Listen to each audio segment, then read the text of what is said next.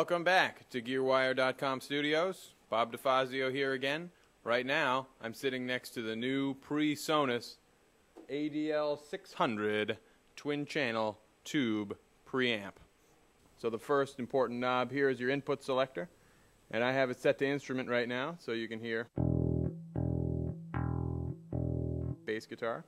And we could also switch it to line level, at which point we would no longer hear my guitar. Or we could go to one of four microphone impedance levels, and I would highly recommend fooling with these.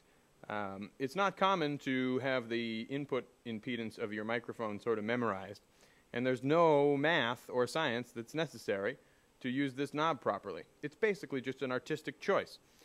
So it's meant to be fooled with. If you put up an SM57, try it at all four impedances. If you put up a U87, try it at all four different impedances. It's all a big experiment, and this gives you the option of cranking out different levels from your microphones, which is great.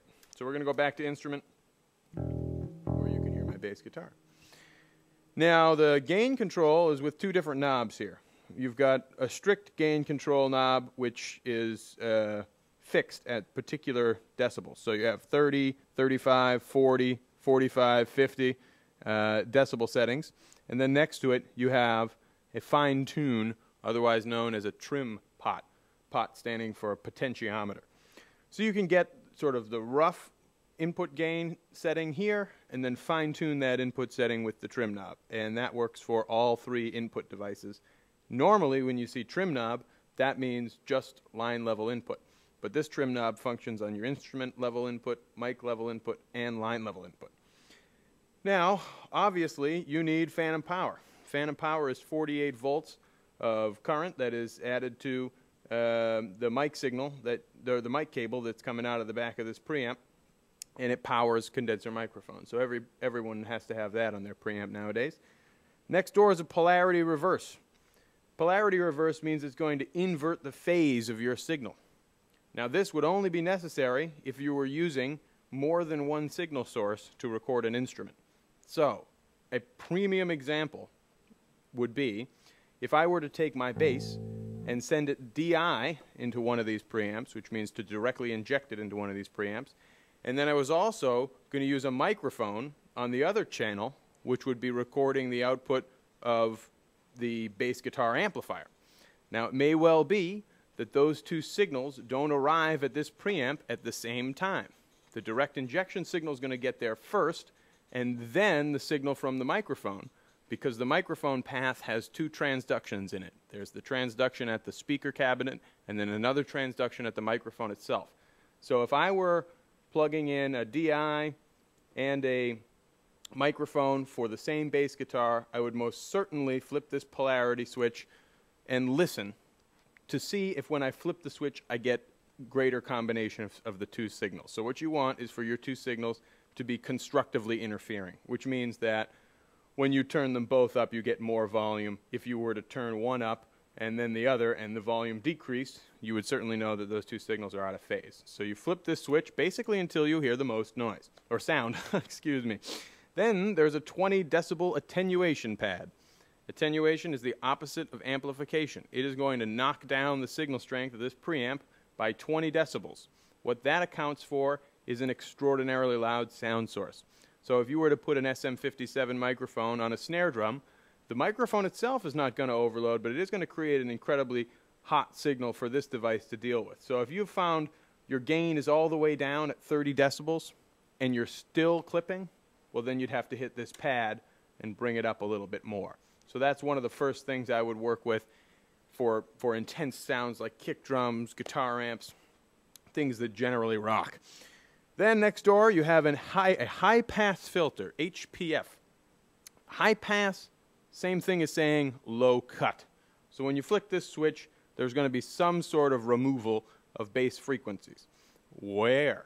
What frequency? Well, that's all described here on this high-pass filter knob. So this switch over here is related to this knob over here. I don't know that you would automatically associate these two things to be controlled together, but in fact they are. So here what I'm going to do is I'm going to lay down on the E string on my bass guitar. I'm going to create some low, low tones.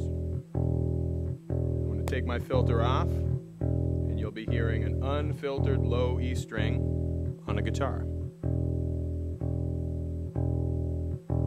Now I'm going to kick the filter in at 40 Hertz. I don't think you'll hear any difference because you're probably at a computer.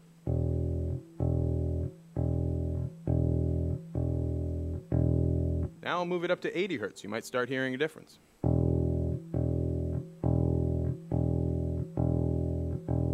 Signal should sound thinner. Say that 10 times fast. All right, now I'll move it up to 120 Hertz. This means that I am going to start attenuating at 120 Hertz and remove all frequencies below 120 Hertz at a particular slope. So there'll be probably no 40 Hertz, no 60 Hertz, no 80 Hertz. And let's hear what that sounds like.